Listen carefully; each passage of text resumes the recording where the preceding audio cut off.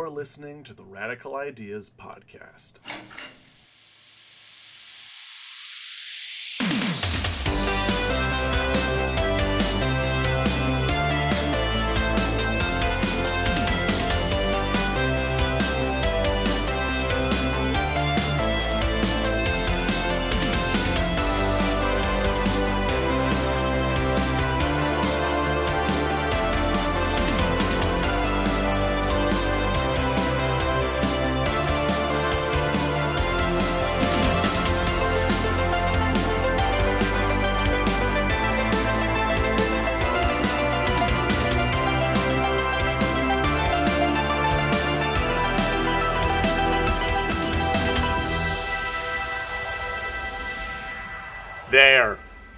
There.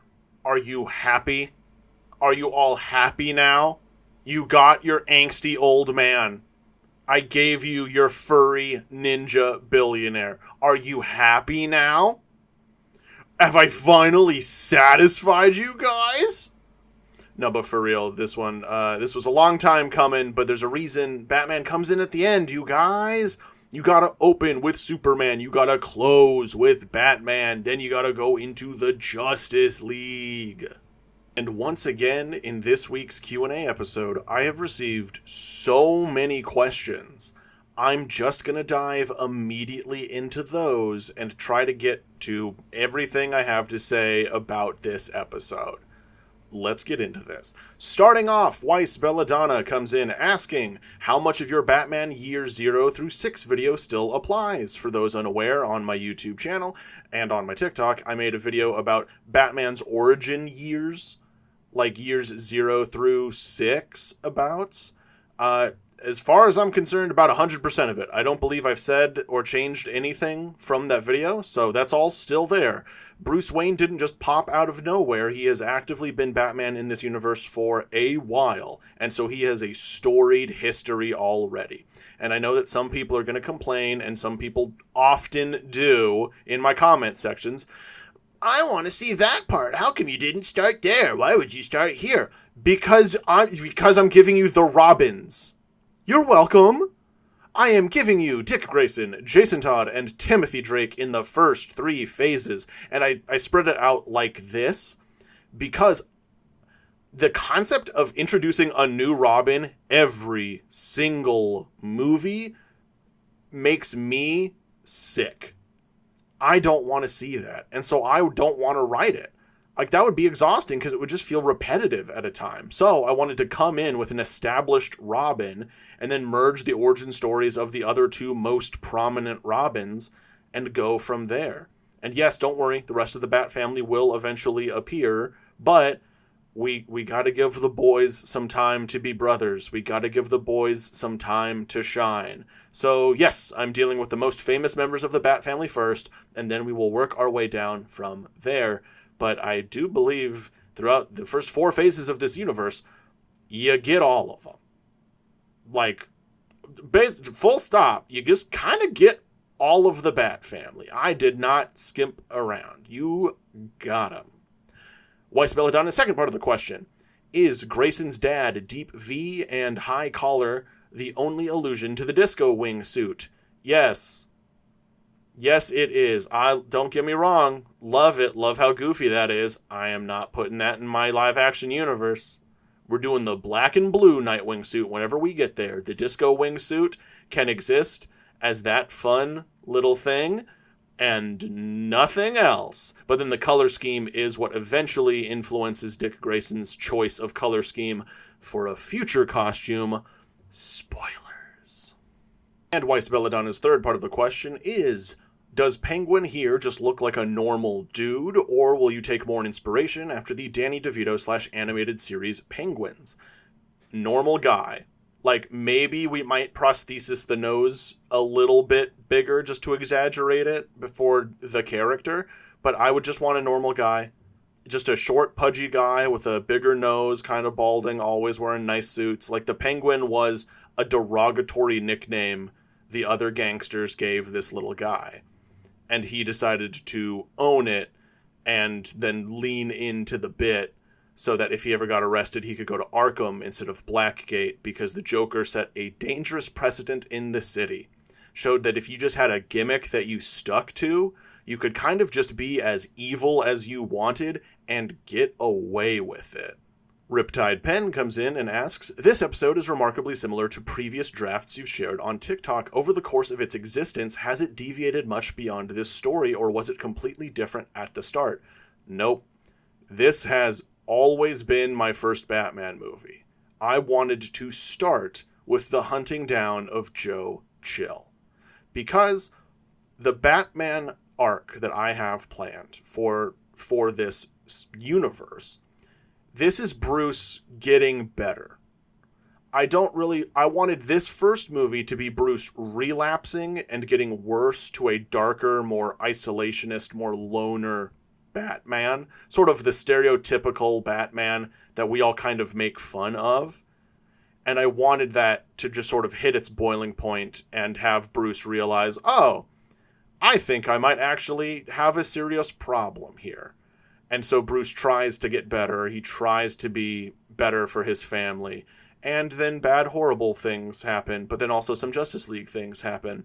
So that's my goal here, is I wanted Bruce's horrible, awful trauma sort of wrapped up. And I get it. You might say, like, oh, but this is the first Batman movie starting with something so big. What doesn't that kind of put a damper on this entire thing? No. Like, besides the fact that we're starting off, like, halfway through Batman's journey, you know? Like, he's been doing this already for about 10 years at this point in universe. That's where we want to start, because, guys, I'm sorry, we've seen Batman do all this stuff a million times. You know what we haven't seen? The Bat Family. There are so many Batman movies. So many Batman movies, and so many reboots, and so many Batman animated series, and so few of them actually get to the Bat Family. And to get to the Bat Family, you gotta get decently into Batman's life. So yes, I'm starting with the resolution of who murdered his parents, so that we can go on from there, because that's stuff we haven't really seen. I want these stories to feel new or refreshing or just good to experience. And so, like, yeah, some of my stuff I am adapting really great comic runs, but it's really great comic runs that have not yet been adapted into film, or at the very least they've been adapted into a short animated film with most likely a lot of changes for some reason. So, no, I'm just taking inspiration from fantastic runs, trying to weave together a fun narrative of stuff we haven't seen yet. And I'll keep you guys on your toes a bit. I'm not trying to do exactly one for one. I want the character to feel one for one. But the actions and events I want to change up, because otherwise you've seen it, you know? I want to do something different. I want to have some fun here. And even this is just an adaptation of Chill of the Night, which is not only an amazing, probably the best Batman Brave and the Bold animated episode ever, it's also an adaptation of is it a Golden Era or a Silver Era Batman comic? But that episode was nearly a one-to-one adaptation of a Golden or Silver Age Batman comic. And I wanted to do that. I love that story. And yeah, let's have Batman face down Joe Chill. That's awesome. Davris comes in and asks, something I noticed listening was that Bruce gives his I am the Night speech at a point where he was spiraling super hard and isolating himself. At other points, he leans into his Batman persona more when he is on the back foot or something is going wrong. It reads like Batman's persona is more of a coping mechanism for himself rather than his true identity like some writers have it. Like he needs to make himself bigger to tackle what's in front of him. It also contrasts with the way that Dick uses his identity. Is this the sort of read you had in mind? P.S. Having a Batman series start with him receiving closure for his parents' death is a pretty inspired decision. I like the direction. Thank you very much for the compliment, Davris. And yes, that is exactly what I wanted to do here. I am also firmly in team Batman is the true identity and Bruce Wayne is the act, simply because Brucey Wayne objectively is an act. It's just not how Bruce acts. If you want what Bruce acts like, for who's the closest we can get to the real Bruce, that is the Bruce that is hanging out with like Clark and Diana. When you read Trinity comics, the Batman who he kind of has a sense of humor, he and Clark have that sort of brotherly relationship, you know? That's the real Batman. The more angry side is objectively an act he puts on to frighten criminals, and the Brucey Wayne, or like the dumb playboy, or even the genius playboy in some depictions where he's just like, it's me, I'm super smart and I run the company, I'm so on top of everything. All of that, it's acting. Bruce Wayne that's not what he acts like. The Batman is the closer thing to the real Bruce. But we also have to remember, Bruce is deeply mentally unwell. This is a man obsessed with loss and trauma. The Batman identity was born that night in the alley witnessing the murder of his parents. So my attempt for this story was to show that the really hardcore, the I am night, I am vengeance Batman is a coping mechanism. It is what he had to do to deal with the grief for this long. And that's why I have Alfred have that speech about feeling guilty about all this and feeling like he caused it. Because a very important thing about my Alfred Pennyworth in this universe, and any Alfred Pennyworth that people should start like digging into if you're taking Batman seriously, Alfred is an enabler. Alfred enables Bruce's more unhealthy decisions. He's not trying to make Bruce more unhealthy. And that's what I wanted to tackle here in this story, was this is an Alfred who failed. So I don't have really the specifics as to why, but Alfred, the Waynes were killed and Alfred feels responsible. Whether it was his day off or whether he was just going to get the car and something went wrong, whatever, Alfred was their bodyguard in this universe. Alfred holds himself personally responsible.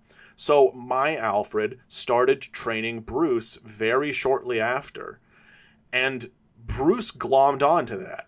My Alfred is a former soldier, like many Alfreds have been in many other runs, and Alfred, he didn't know how to raise a kid. That wasn't the job that he signed on for. He signed on to be the butler and the bodyguard for the Waynes after his father, their previous butler, passed away. So Alfred had met Bruce before. Alfred had met the family. They were probably the closest thing he himself had to family, because I'm just saying that Alfred is an only child in this, and he probably lost his mother a couple years earlier at that point. So it was just Alfred's dad working for the Waynes, so the Waynes were the closest thing Alfred had to family. So then when he passed away, the Waynes were like, well, hey, Alfred, if you want a really awesome, cushy job, we were thinking like we needed a head of security and also a new valet. So do you want the position? And Alfred was like, you know what? Yes, I do. I think that would be a healthy move. And then the Waynes died, and technically on his watch, and he blames himself. So he decided, I'm going to train Bruce so that even if I'm away from him, that kid can keep himself safe. And he went overboard. Alfred just overcompensated. Alfred trained this kid with all of his training. Alfred is former, basically like MI5, MI6, whatever is the most cool and convenient when this would actually get made. Alfred's he's essentially a CIA Black Ops spy, but the England equivalent. And he taught Bruce everything. He overkilled. He was just like, yes, I'm going to make sure that this kid is super safe. So by the time Bruce was like 16, he was as trained as the most elite Secret Service agents of England. So, of course, Bruce was like, and now I gotta go do more stuff. And Alfred helped enable it.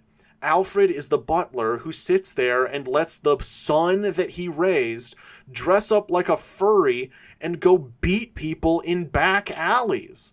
He lets this man do like these 3 nights in a row of no sleep, or maybe a week of no sleep, as he endlessly throws himself into a hunt, trying to keep people safe, trying desperately to make sure that no one has to go through the same trauma he did when he was younger.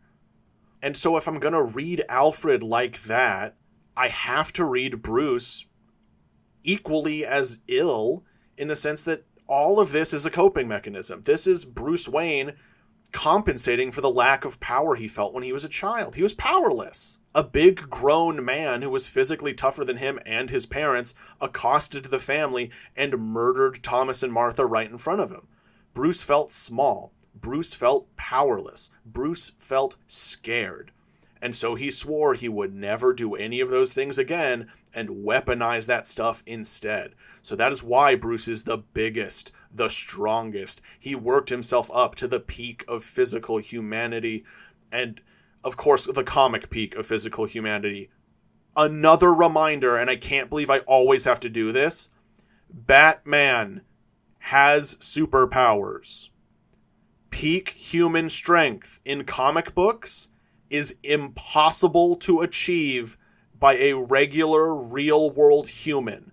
And if you disagree, please seek help. Oh my god. It's not real.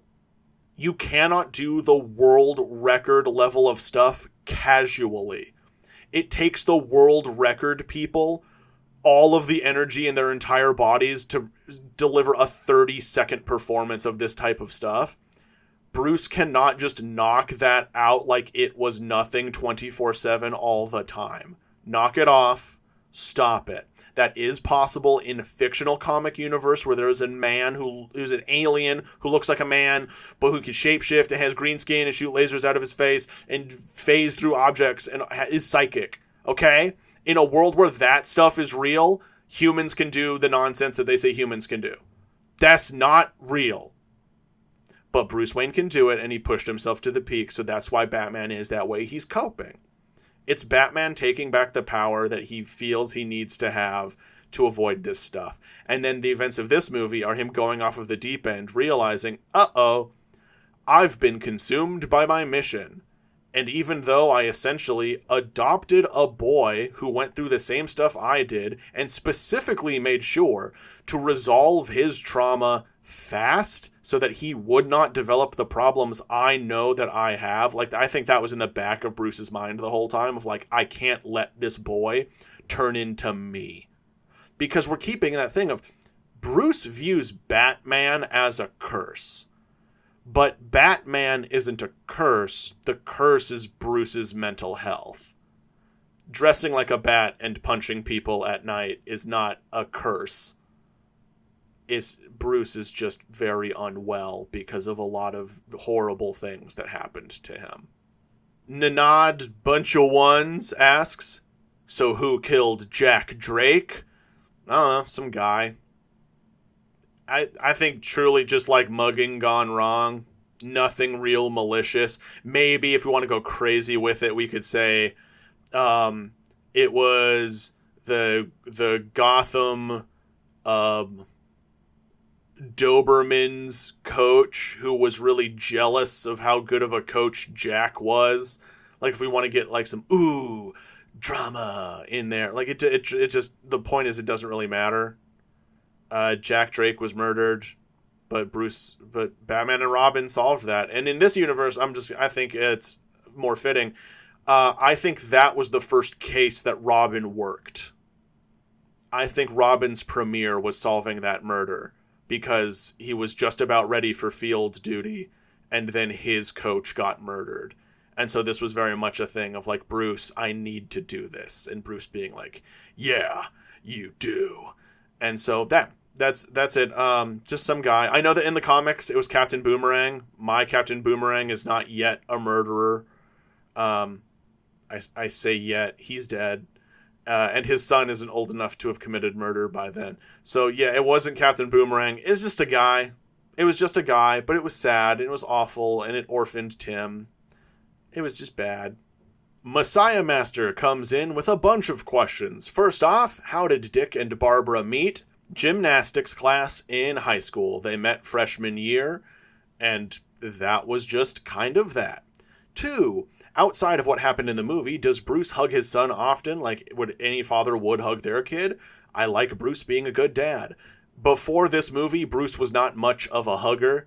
That was the point of this movie, was Bruce realizing, like, oh my god, I have to be better for this kid. Like, I've already been trying to be better for this kid, but I actually need to step up and, show this kid how much he means to me. So this is the beginning of many a hug Bruce will deliver to his family. 3, how long has Bruce been Batmaning? About 10 years at this point. He started when he was about 26. He was sort of like still in the... He was finishing up league training by the time he was 25. Premiered at 26. Bunch of bad stuff at 27. Adopted Dick at 28. And now Bruce is 35, I believe. And yes, he is 35. No, 36? Whatever. It's been 10 years. It's been about 10 years. The people of Gotham are used to it. The GCPD are used to it. So much good stuff has happened in this city. 4. What is Bruce and by extensions Dick's fighting style? Since Bruce trained the kid, the League of Shadows fighting style, whatever that may be. I don't know enough about martial arts or anything to try and make up my own style. So just whatever Ra's al Ghul done invented over his 400-year lifestyle, choosing the best of many different things. 5. Who is Dick's uncle, and will we see him again in some way? Oh, Dick's uncle, Boston Brand, the dead man? We might see him in a future installment with some sort of shadowy pact of a team.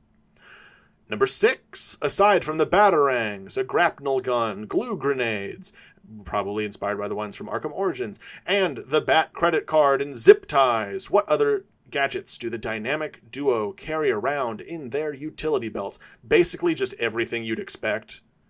Like bugs, those cool little rocket things from Red Hood, a little laser cutter. Basically, like, turn on any Batman animated series and, like, the standard array of gadgets. It's truly just, Batman's utility belt is whatever is the most convenient for the writers for Batman to have. He's going to have that. And probably just for some good measure, probably some kryptonite. Just a little. You never know. You can't be too careful. And then probably shark repellent. Just dozens of... Like, just assume if you never see a pouch be used, shark repellent. That's what's in it. So that's just in the same way that I said much earlier that every single unnamed mother in this universe will be named Martha. Every single unused pouch on the utility belt is just shark repellent. And number 7, what is the Batsuit and Robin's suit made out of? Probably, like, this is, I'm just going to say this is nonsense, but it's just the nonsense that hits right and you stop thinking about it enough. It is going to be carbon fiber and, like, titanium plates woven beneath a mix of Kevlar and other types of high-impact fibers. So in the first movie, the suits are a lot bulkier. It will get better, though. It will get better. Andy comes in and asks, where was Catwoman during the events of this movie? Probably stealing stuff. Just doing some light crime and stealing some things. It's kind of her whole deal. This was during one of Bruce and Selina's many off-again periods.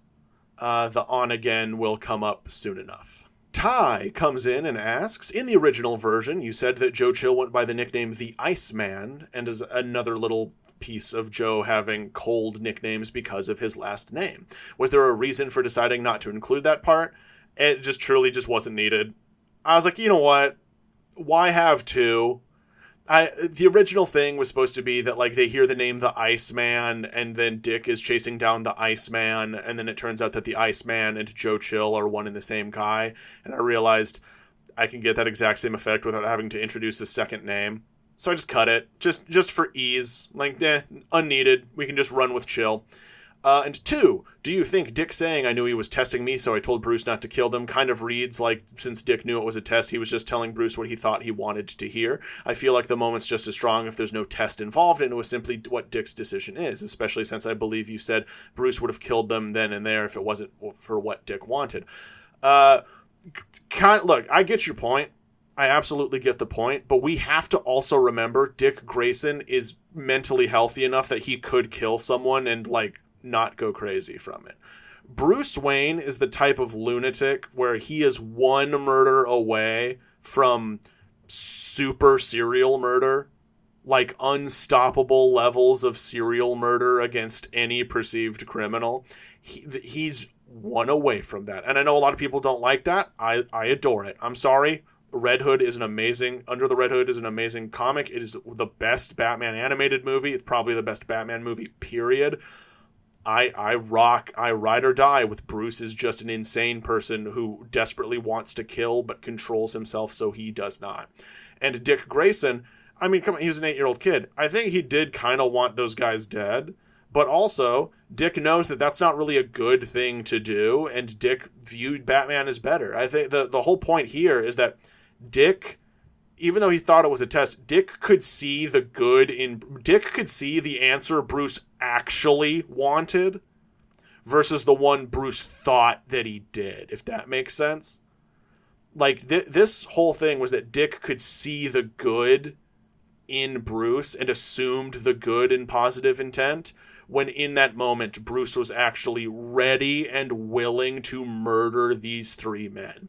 And I know that might upset some people, but I think this is the point. That was the night when Bruce realized, oh no, I want to murder people. I think that's when he realized that famous problem. He was like, I'm doing it. This is it. I'm going to murder this dude and then lethal vigilante. Let's do this thing. And Dick Grayson was looking at him and be like, I think the correct answer here is don't. And Batman's like, oh no, the 8-year-old with more like recent trauma made a better decision than I did because he thinks I'm better than I am. Oh no, I have to live up to that now. So that was the point. And if you disagree with it, that's fine. But that's the one I was trying to make. Mr. C pops in saying, hello, I absolutely loved this episode, particularly with Dick's portrayal, but I have a few questions. Number 1, I heard you reference the current Bat family's relationships between the 3 men in the narration as grandfather, father, son, grandson, etc. But would Alfred, Bruce, and Dick ever call each other dad, grandpa, or son, or some other variation to the person's face at any point? Or would they all just call each other by their first names? They would indeed just call each other by their first names. Because I'm building to an emotional dad drop from Dick to Bruce. Dick, they're that foster family level of Dick already feels like Bruce is kind of his dad, but Dick is unwilling to actually say it out loud really himself. Alfred's not. Alfred is just pulling that card too because he is trying to he's trying to guilt Bruce, but in kind of a healthy way. Of like, Bruce, you took a boy in and have raised him. You're his dad. Like, step up. You have to act as someone's dad before you can actually be called someone's dad. And so that was Alfred being like, hey, you knock that off. And Alfred has already been acting like a grandpa to Dick. Absolutely. Like, Dick will call him Alfred because that's just how he was raised to call him. Like, since he moved into the house, it was like, I'm Alfred, call me Alfred. And so even though since then, Dick has grown to see him as a grandfatherly figure, it's just going to stick to Alfred. So they are just going to stick to first names, but a dad drop will happen. And also there's a planned emotional gut punch weaponizing this stuff in the future that I'm very, very excited to do to all you guys. I love the twisting of the knife. Ooh, I love hurting ya. Ooh, I love to hurt ya. I mean, that's like good storytelling, though. You'll see it. Second, would there be a scene in this movie or another one showing what an absolute demon Dick is as a fighter, or would that be reserved for Jason? I'm talking like the knee drop from the sky levels of demon, like in Teen Titans Trouble in Tokyo. So that would be reserved for Jason. I know, again, so much of this stuff, it upsets people. I get that in the comics, Jason Todd was not the edgy or rude Robin before his death and then came back as Red Hood, right? The problem is he should be. The edgy Robin, there should be an edgy Robin. There have been portrayals of edgy Robins. I don't think it works as Dick. It for sure does not work as Tim. You should throw that on to Jason. Jason should be the edgy, dark, grim-dark Robin. Jason has been through the most trauma. Jason has had like the least amount of resolution in that type of stuff. Jason has been absolutely going through it. And because, genuinely, if Dick Grayson were killed and brought back and saw that Bruce had gotten a new Robin while he was dead, Dick Grayson would not become a murderous vigilante. Neither would Tim Drake. But Jason did. You need to keep that characterization consistent. I don't like someone coming back and doing a complete 180 from their morals. I don't. I think Jason needs to be pushed to that extreme, but I think Jason needs to have been within range of the push. You know what I'm saying? When Jason comes back and sees that Bruce did not murder the Joker, and Jason goes, that's it. That was the final straw. I'm going to murder everyone and become the new Joker myself by stealing Joker's name to draw him out, all that stuff. All of the events of the Red Hood movie, right? An edgy Robin is necessary for that. And even the Under the Red Hood animated movie stuck with that and showed that Jason was edgy and had troubles before the whole thing. Because that is consistent, good characterization. So, the brutal, on demon time fighting Robin, that is Jason. Jason wins in brutality. As I said in this, Dick had to be able to beat Bruce in combat before he was allowed out for active duty. And I'm sticking with it, is that Dick is faster.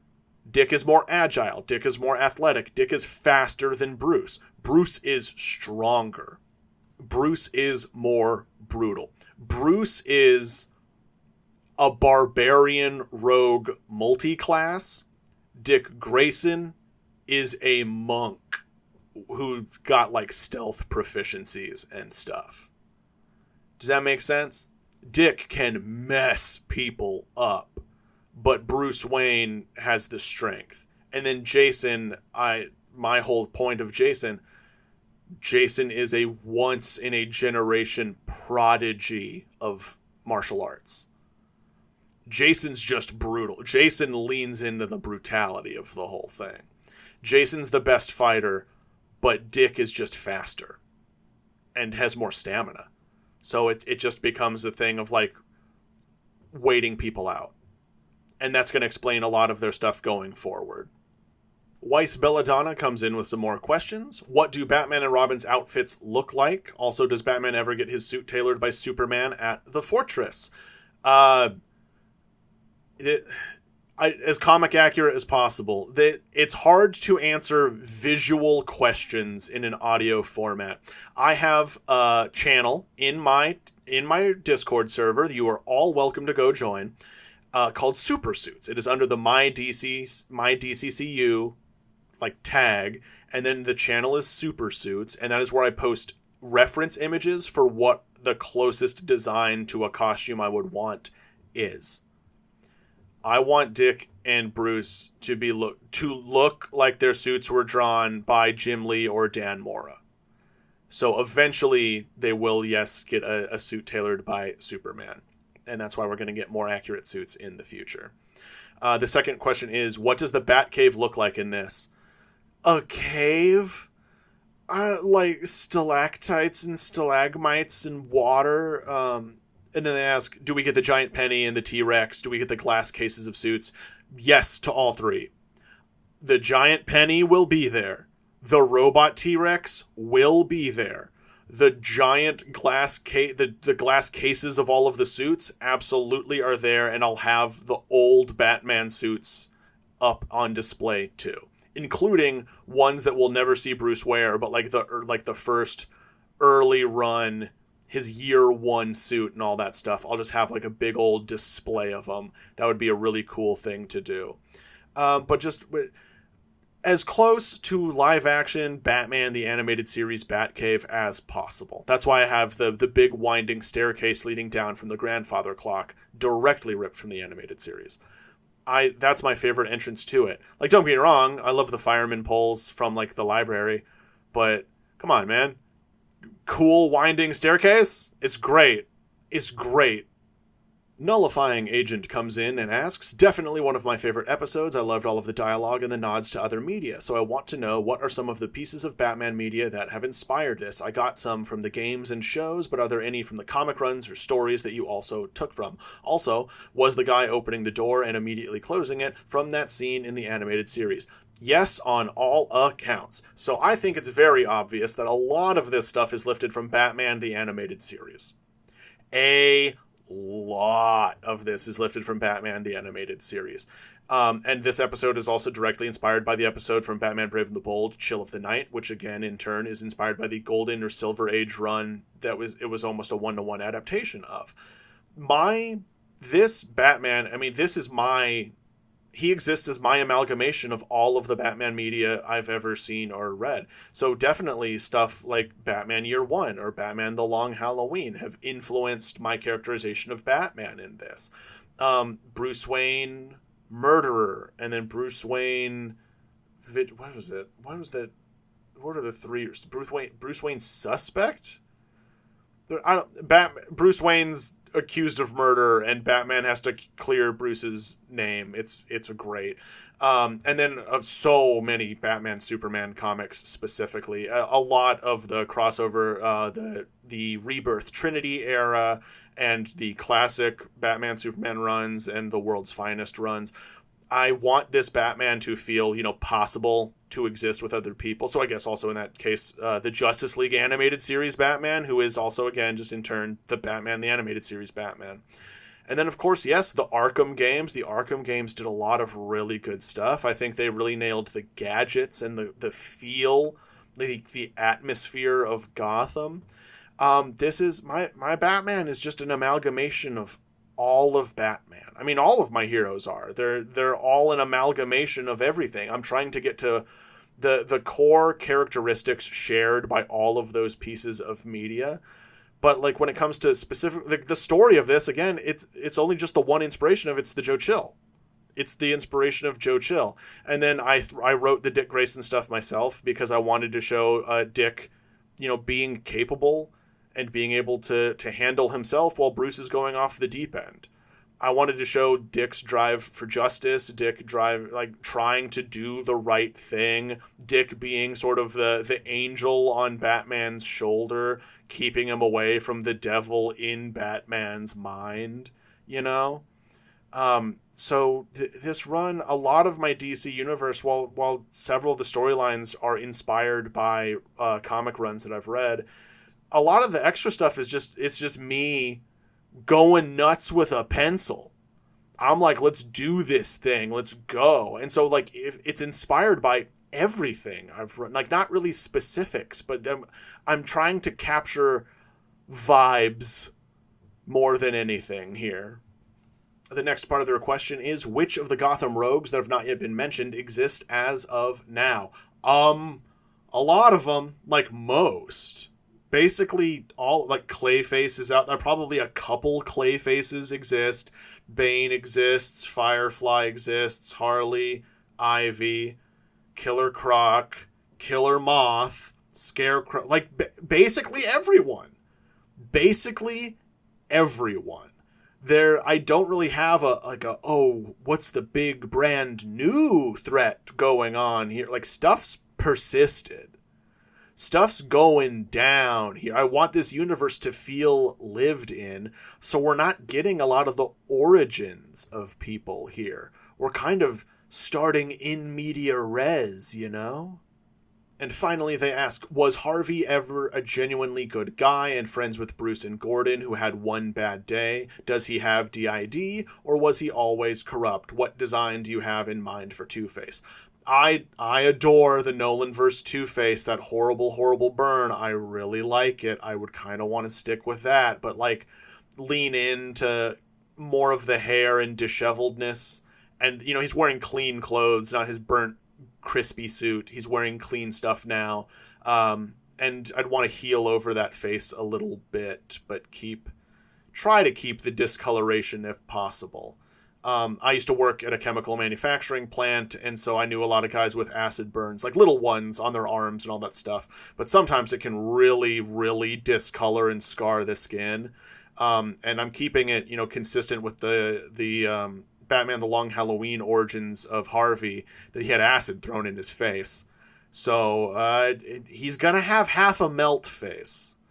And yeah, so this is where a lot of people are upset with me on this one.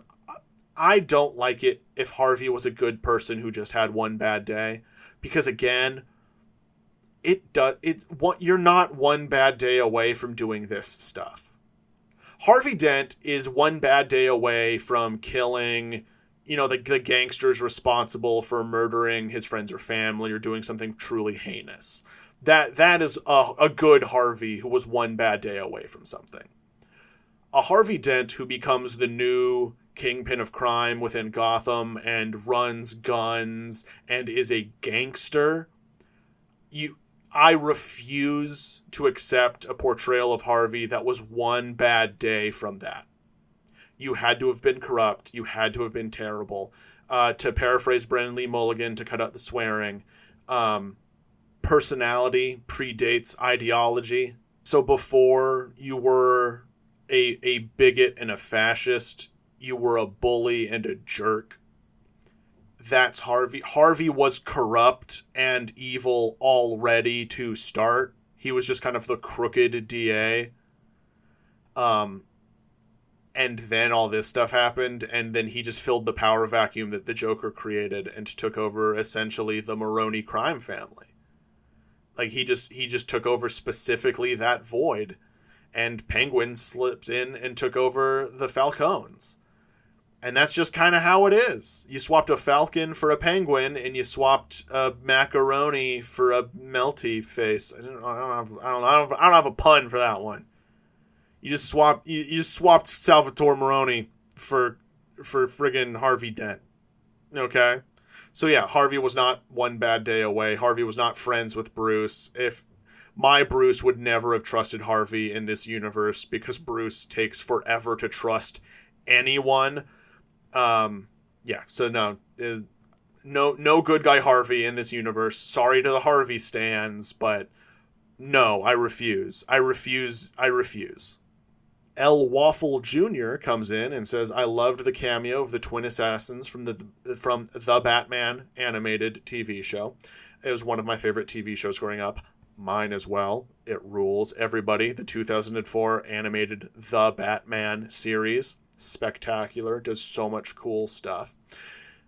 For the Joker, will he have his bruisers like the cartoon? Will he have Punch and Judy? Will we get cameos from other obscure henchmen or villains?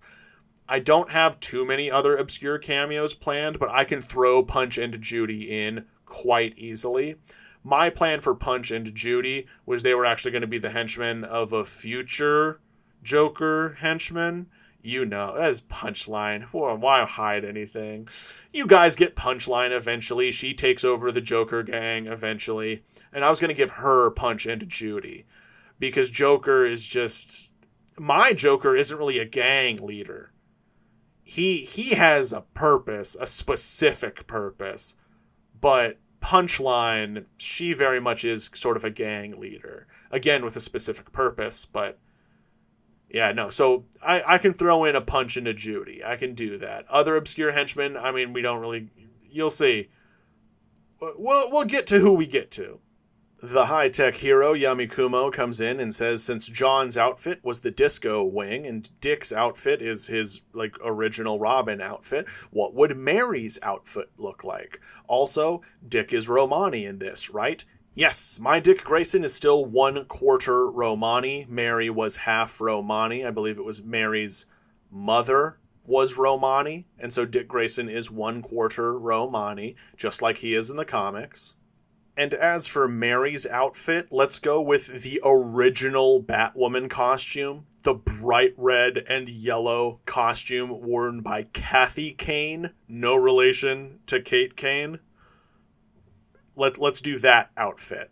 But then her name probably would have been something like the Cardinal or the Canary, or I don't know. They were all going to be bird themes, and she was something, maybe Bird of Paradise or something like that. But let's go with the OG Batwoman costume from the 50s and 60s. The Monarch of Great Power comes in with many questions that I've already answered, so I'm going to get to the ones that I haven't. How many suits do Bruce and Dick have, and who made them? Bruce and Dick, it's just one of those things of, they ordered piece A, B, and C from one company, and like D, E, and F from another, yada yada, and these things were purchased en masse through Wayne Enterprises for R&D stuff, and then repurposed and painted and dyed and stitched and all that stuff by them. So they made their stuff. How do Wayne Manor and the Batcave look on in the inside? Yeah, like the animated series, big and cool. Did Lucius Fox make the Batcave? He probably helped. Bruce made the Batcave. My Bruce Wayne made the Batcave. Lucius Fox does exist, and Lucius Fox has helped tremendously in this universe with stuff. He is running Wayne Enterprises R&D, and so he helps design a lot of the tech, but Bruce is also right on in there designing stuff. And the cave is huge. It's the animated series Batcave. It can fit everything I want it to. It is conveniently perfectly sized to fit everything I want. Sober Viking asks, how exactly did Gotham go from viewing Batman as a cryptid-like monster to just a regular vigilante? So the people of Gotham know Batman is real. They're not sure exactly what he is, but they know for a fact he's real. They know that he works for the GCPD, and they know that the GCPD has been amazingly reformed by Commissioner Gordon. My GCPD in this universe, they do not use guns. The GCPD SWAT team has guns, but Batman is sort of the pre-SWAT thing that comes into stuff. But regular GCPD officers, they don't have guns. They have non-lethal gadgets, as established in this, that Batman was using years ago. Batman field tests his own stuff, and when it's cleared, Wayne Enterprises funds and provides these arms to the police, so the police don't have to be lethal. The police in Gotham City also split a lot of their stuff to, like, mental health services and social care services and stuff. They do ethical police work, and this was done in tandem with Commissioner James Gordon working with Wayne Enterprises, because Bruce Wayne is big on police reform because they never solved the murder of his parents. So, like, that's a big public thing that Bruce Wayne, like, beefed with the GCPD before Gordon got there, and then Gordon showed up and was just like, I want to root out all the corruption and make law enforcement not the worst ever. And Bruce is like, done. Also, all the GCPD officers have regular mental health screenings, and they have to take bigotry and, like, prejudiced courses regularly. They get screened after, like, particularly traumatic incidents that they're on call for. They are operated the way law enforcement should be operated. This is a fictional universe where a billionaire dresses up as a furry and beats people up in an alley. I'm allowed to make a fictional group of cops who operate the way the real world should. So this is not propaganda, because this is explicitly a critique on the real world, being like, this is what good stuff looks like, you morons. This is what we could have. It's as much propaganda as, like, Star Trek is promoting AI. Because, like, the computer in Star Trek is objectively, it's AI. Computer, generate me blah, blah, blah, blah, blah, blah. It's generative AI, literally. But it's not evil or exploitative because no one's profiting off the dang thing. So it's not saying that AI is the coolest or whatever. And that's why I'm not doing it with cops. Cops suck. This is just... I'm allowed to have my fictional cops who follow good rules and don't suck. Because it's possible, and it just breaks my heart that no one does it. Why? Why would the United States ever do that? Ugh. Anyway, yes, Batman works with the cops. The people of Gotham City trust Batman. No one's entirely sure that he isn't a vampire. They have no actual proof of that. But they know that he fights bad guys. And they think he might kill bad guys. But also, if you ever did any research into it, you'd see that no body count. People don't wind up dead at Batman crime scenes. So, that's just how it is. And then outside of Gotham, everyone else is not entirely sure Batman exists. Batman does not appear like in new, like there's YouTube clips of Batman doing stuff. The validity of those clips is up for question. That's what that's what Tim Drake watched, and that's how he was able to ID Dick Grayson, which is also a nod to the comics origin of how Tim ID'd Dick Grayson and Batman. Dick Grayson did like a quintuple backflip or something, which was something Tim Drake was like, only Dick Grayson has ever done that. And that's why I also made Tim the son of Dick's gymnastics coach, because why would an 8-year-old know that? Dick wasn't famous. Like why did this kid know? I'm like, so he was at a gymnastics event enough to recognize how Dick does a flip. So I threw that in. And yeah, then outside this, no one knows. No one's entirely sure. The Flash and Iris, Barry and Iris, they're still positive Batman is a vampire. They're like, yeah, he's a vampire. He exists, but he's a vampire. Like, they don't question it. There's an alien who eats the sun and shoots fire out his eyeballs. They just think a vampire exists. Nanad and a bunch of ones comes back in saying, in the TikTok draft version of this movie, you said that we'd get to see Renee Montoya at the start. Why did you cut her in this version? I mean, she'd be there. I just didn't really have any, like, opportunity for cops to really talk. Like, Gordon was there and they had to talk, but there just wasn't a great time to be like, also I should just throw these people in. So I think Montoya would be there. Like, maybe we'd hear her name thrown out, or she'd appear in a scene, or maybe she was in the room, or one of the guards watching Carmine in the hospital, something like that. Like, we'll just throw her in there. Like, all the good cops that we want will appear at some point. So she's probably there, but she just might not really be named. She'd probably deliver a line or something like that. It just didn't really pop up in this audio drama version. Gorito comes in and says, since this Batman is more developed in his career, how would we know of his backstory, such as his bouts with the other villains, unlike Two-Face and the Penguin? Context clues. It'll just, like, context clues. We'd see some trophies in the Batcave. We'd hear about stuff.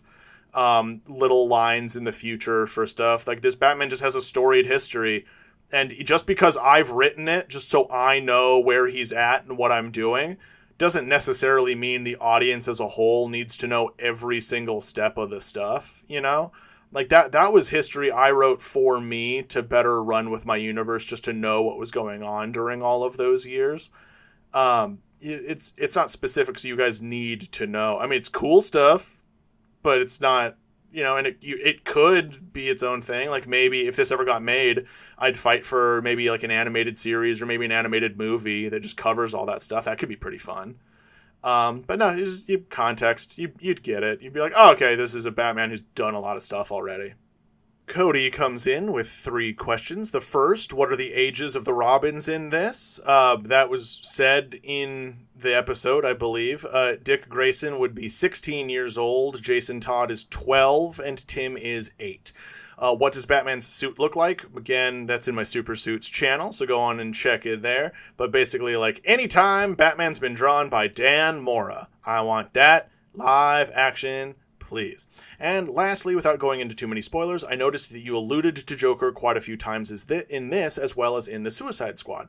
Is that to set up Joker as a big deal down the line, or is that to establish that Joker exists but not have to use him, as he is overused these days? Oh no, we're setting up. Joker is the boogeyman in this world. Joker is horrifying. Joker is responsible for the deaths of hundreds of people. He broke out of Arkham once, and it was the most horrifying, harrowing day in Gotham City history. Why was Superman not there? I don't know. It happened in the past, so that's the great one I have there. That's why that happened. But Joker was doing some moves. It was bad. He is a legend in what a monster he is in this universe. Like, people are kind of scared to talk about him. If you've not, like, I don't think I have any of the criminals say his name. I think they all just refer to, like, him or say the clown, because I think they're they're almost afraid that if they actually say it, they'll like summon him there. You know?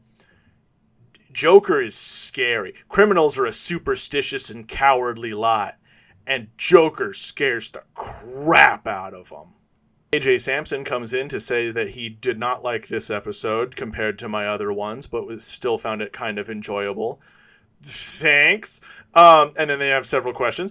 Why did you have Joe Chill as the main villain? Answered that one already. 2, why did you have Barbara come in close to the way that she did in the animated show instead of proactively on her own? I feel like if she did that, that would show more agency and show her more of who she is.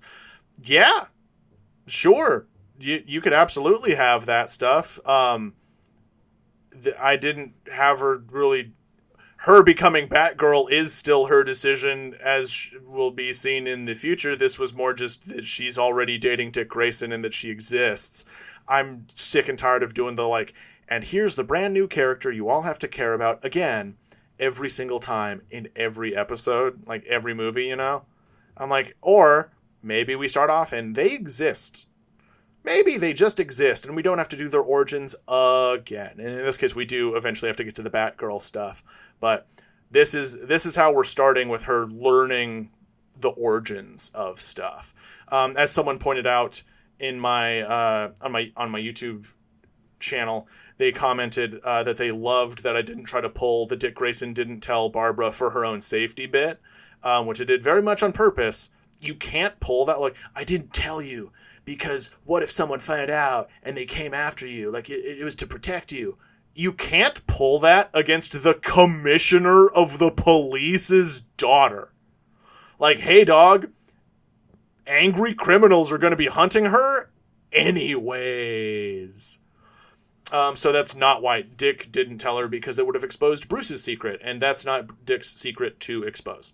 3, AJ asks, on Dick's side of the relationship with Bruce, it felt very understanding, if a bit frustrated. Why did you choose for Dick to not have anger and growing disillusionment in this, and instead just lean into Dick's natural goodness? I believe you could do that and still have a happy ending. Sure, and you are welcome to write that. But the whole point here was I'm trying to establish right off the bat, Dick Grayson is a good person. Dick Grayson is just a genuinely amazing guy. He can see the light in the darkness. He can see the good inside of people that maybe you shouldn't see the good in. Or maybe it's just really hard to see the good in people. Being a good person and not being angry is harder than being angry. And so while it is easier to write an angry person, having Dick explode in anger against Bruce Wayne, that just doesn't play good. You need one rational person in the relationship. So I just disagree, and I think that would have been a bad story. But you are welcome to write it, and I would look forward to hearing it from you, because I love listening to Batman stuff. So I encourage you to write your own stories. Number 4. Why package Jason and Tim together? I feel like the dynamic that they have with Bruce and the different environments they come from are important to the characters. Jason, despite coming up from the streets, is pure of heart, innocent, and a good boy, even if what truly got him killed was his refusal to give up on a mother who not only abandoned him but sold him out to the Joker. Jason, who was brought home by the Batman, not Bruce, like Dick, and as such saw his standing in the home dependent as being Robin, which adds to the feeling of betrayal after his revival. Tim came from a home but felt alone, who saw what was happening in Gotham and the Batman with worry. Tim, personally unaffected, went to help and intervene, treating himself more like a soldier with a purpose than the ones before him. Tim, who despite caring the most for other people, comes off unlikable and a jerk when people meet him, and much more due to their unique origins and relationships with Batman and the rest of the family. I feel like combining them is muddled their characters and lessens the story. Okay, then write your own, dog. I'm trying to get you guys the Bat Fam in a reasonable amount of time.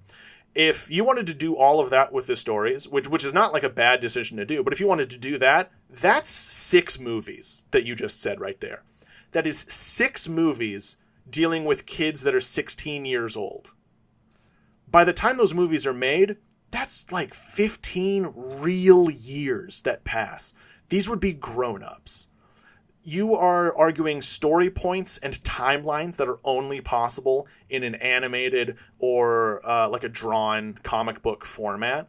it doesn't work with live action. You gotta make sacrifices and cuts when it comes to live action. So the cut here is the unnecessary bits of their stories. Their stories are still very similar. We still get, Tim is the smart one who cares a lot. Jason is the brash one. And I get it that, but Jason was a sweet boy. No one cared about Jason before he was murdered. No one. In fact, everyone hated him so much, they voted for him to be murdered. It was like an overwhelming majority voted for him to be murdered because he was just a copy of Dick Grayson. It was literally Dick became Nightwing, but then Batman didn't have Robin anymore, and DC editorial was scared that, the dynamic would be thrown off. So they said, hey, invent a carbon copy of Dick Grayson. And so early Jason Todd he was not different from Jason. He was not different from Dick. He was exactly the same. He was boring. He was just a copy of Dick. He didn't add anything to anything. And then they killed him because of it.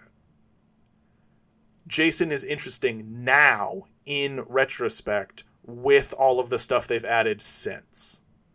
So I just fundamentally disagree with your opinion on Jason. And the same goes for Tim, is you can do Tim's stuff, but you can do it in a faster format like I did here.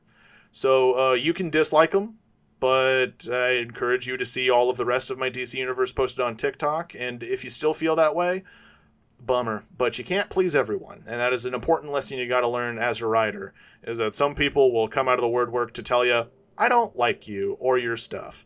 And in that case, that's a bummer, because my goal here is to tell good stories that people like. But I'm gonna keep on keeping on. Erin Pell comes in and asks, in the future, will we see what causes Dick to give up the mantle of Robin and become Nightwing? Yes. Yes, we will. BKG 1995 asks, what does the Batmobile look like in this universe? I was thinking like a black car that kind of looks like a bat. No, just real talk. It's really hard to do visual descriptions in an audio format. I've posted this one again also in my Discord a bunch. I really like the long Batmobile, the Batmobile number 2 from the 2004 The Batman series. As close to that as I can get in live action, maybe a little bit more stylized. I'd want to see what concept artists could come up with. I like Batmobiles, but I'd want them to look sleek and cool and high tech and awesome. Heck yeah. 2. Did Digger buy his Batarang from Jason and Tim? No, the events of the Flash movie happened before this. So Tim and Jason just got adopted right now on camera. Digger Harkness already wicked dead. Digger bought his Batarang off of eBay from a guy. Just there was a fight. There was a warehouse that was abandoned. GCPD came in, cleaned everything up. Someone missed a Batarang.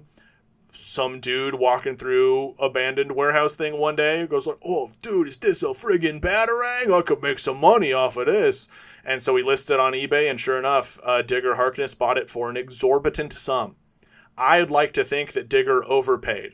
Like, really, like it was a bidding war, but Digger went above and beyond to get that thing, because Digger Harkness loves him a boomerang. And the Batarangs are some quality rangs.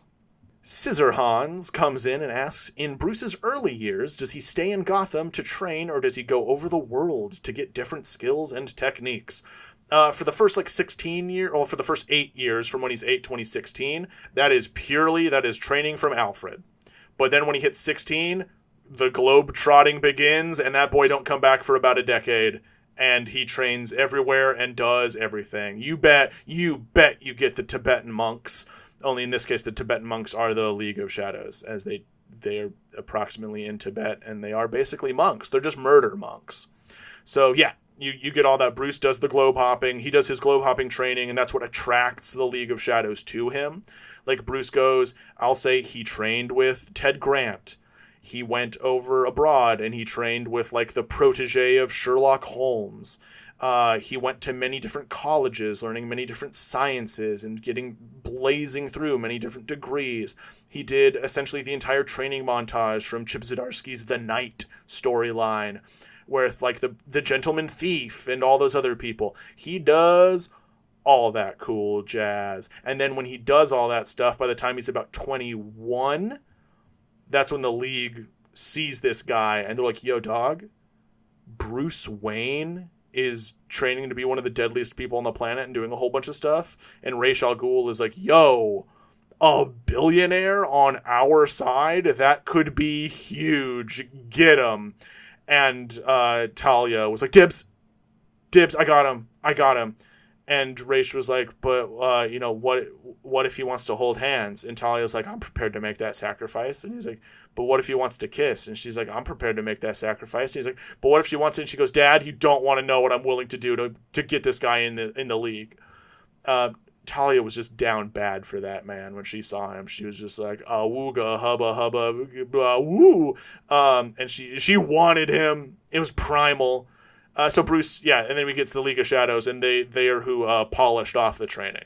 They're who added all of the finer steps, and they are who taught Batman how to vanish. The classic Batman vanish, every member of the League of Shadows can do, because it's a ninja vanish, and that's really cool. AJ Klegelhorn comes in saying, first off, I wanted to say that your interpretation of Dick is amazing. His chats with the GCPD Dispatch, his hunt for Two-Face is peak Grayson. It makes me even more excited for his future in your DCCU, even though I've watched and already know everything and basically where it's going. I have a few questions regarding this stuff. Is Two-Face's costume the classic white and black or the more cartoony orange and purple that's been getting a little bit more popular? I am going to stick with the white and black, the monochromatic sort of tones. I just think that's a little bit more what a gangster like that would actually wear if he was trying to be taken seriously. But I'm open to seeing some orange and purple. I think that's a costume design choice for like if the movie was actually getting made to see. And like since the rest of my DC universe, you know that Two-Face returns eventually, and maybe he'll return in the orange and purple. Maybe that's a future look for him. I'm totally open to it. I'm not opposed to it. I just don't think that that's kind of what Harvey would dress like. But I'm open to it. Someone could do a really cool one. I'll see. The next part is, for your narration, it sounds like you're trying to do a bit of an Alfred. Is your version of Alfred still ideally Jason Statham, and are there any other preferred castings for this one? Yes. So everyone that wasn't my Jason Statham I can do, how do I describe it? I can do a Jason Statham voice, but it sounds like Jason Statham doing a voice. Like I can't just do a straight up Jason Statham. So what you got was my closest attempt of a Jason Statham. But yes, my ideal Alfred would be Jason Statham. I would like to see Jason Statham in a dramatic role. I would like to see Jason Statham in a sort of fatherly role. And I feel like Jason Statham would love to be Alfred Pennyworth, especially my Alfred who gets fight scenes in the future. So I think that would be great. And then the other ideal casting of this movie was Jensen Ackles' Batman. That has been my fan cast of Batman since I started this universe when I was 17. When I was deep in supernatural lore, I wanted Jensen Ackles as Batman. So please, just when you listen to this, imagine, 35-year-old Jensen Ackles as Batman. Imagine Jason Statham as Alfred. And then Matt LeBlanc, Joey Tribbiani from Friends, he was Joe Chill. I just thought that would be great. Matt LeBlanc has white hair and beautiful eyes. I think he'd be a great Joe Chill. He has been in a couple dramatic roles, and he kicks butt at it. People forget comedians are usually very, very good at drama. I think that would be fun. And also we have plenty of references to a young Joe Chill, so that if we did do a flashback, or a young Matt LeBlanc, so if we did do a flashback to show that night in question, it would be very easy to CGI him back to, early Joey Tribbiani. And I just wanted, I wanted to give the internet the ammunition to make memes about Joey killing Batman. I wanted to think of you killed my parents. And then, Joey kicks down the door and he's like, and now I'm wearing all your clothes. I just wanted to give the internet that ammunition. I thought that could be fun. It would generate buzz, but also we'd give a great actor an ability to do a cool dramatic role for a little bit. The Hobgoblin steps in and asks, "Hey Rad, I loved all the inclusions and references from different Batman media, Chill of the Night, Bat Credit Card, etc. My question is, how did you go about choosing the different conflicting inspirations and references without falling too far into camp or grit? Also, I love the voice that you used. Very clearly Conroy influence in it, but I could definitely see this Batman being played by Jensen Ackles based on your tone and inflection." Thank you. Yes, that was my Jensen Ackles voice for my Batman. That's how I was doing it. And again, I just went for the animated series. The darker episodes of Batman the Animated Series. Those were the episodes I grew up watching. So I went for a tone that a child could watch, but that an adult could really appreciate. And that was my goal there. And the final question of the episode is asked by Jello. I loved the episode, but I'm just curious about if we will see the Robins lean into certain weapons and fighting styles to differentiate themselves, like Dick's batons or Tim's staff. I'm also curious if the Batcave will have a lot of the memorabilia or trophies. I have already answered the memorabilia and trophies bit of this, but yes, for the different fighting styles for the Robins, all of the Robins will get their signature weapons. So Dick Grayson, you will see, this happens in the next movie. Dick Grayson fights with a bow staff. All of the Robins have been trained with bow staffs. Dick Grayson will fight with a bow staff. But something tragic will happen. The bow staff will be splintered in half, and Dick Grayson will then have to flip over to using them as his eskrima, or his fighting sticks, his batons, as they were. And we will see that he goes, oh, like, okay, I think I like this more. And then Tim sticks with the bow staff, and Jason also trains with the bow staff. But like I said, my Jason Todd is a prodigy of martial arts. Jason tries everything and eventually just sort of sticks to Bruce Wayne's way of the fist. Of like, I'm sticking with fists. And Bruce gives the other Robins the staves to sort of protect them and keep them at a distance. Jason don't want it. Jason wants the smoke. Jason wants to be up in a criminal's face, punching their lights out. So we will see the different fighting styles emerge amongst the Robins throughout this.